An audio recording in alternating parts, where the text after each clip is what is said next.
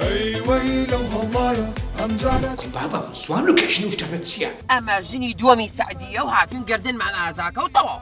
دایکێکی ئەمانە بەخۆشێکی شابن. عينا كسماكا بو كرتت بدوس عزم بي ژنانت چەکەن لێرە؟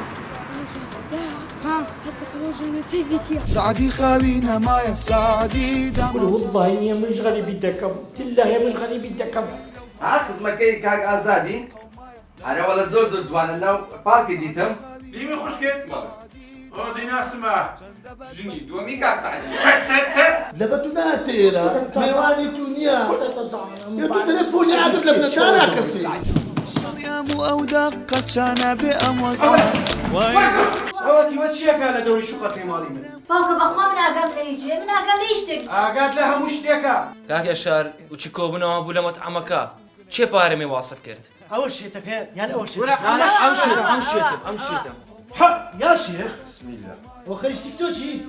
ئەو شێت بۆ شێت بۆ شێت ڕاستەکە مامە شێت ئەوە شێت بووە ئەوە چەندە بەدبەختی سادی گلایی ئەمڕۆ پێی وتموتی شەو یەمە بۆ لای تۆ ئێکوا ئەوەی ئازەی شەوە تا ئێستا نەهاتووە بابت هاتە خەونی من وەرە مەلیک کوڕم بچی بەغزەلی دەدەقەیە سعاتەکە پێدەچی ئەگە خاڵە دەهام ئەگە عاشق ڕاستەکەی نەبا وازی لە پلە شیرینی نەدەینە لێم تێک مەیە من بەقی یەک دنیا دڵم خۆشە. خێر ئەمڕۆ بێژەن خەبەری نەبووتەوە باوکی نیشاهستێنێ.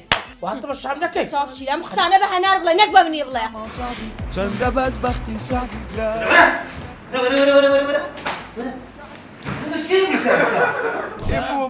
بۆ عیبم چییە؟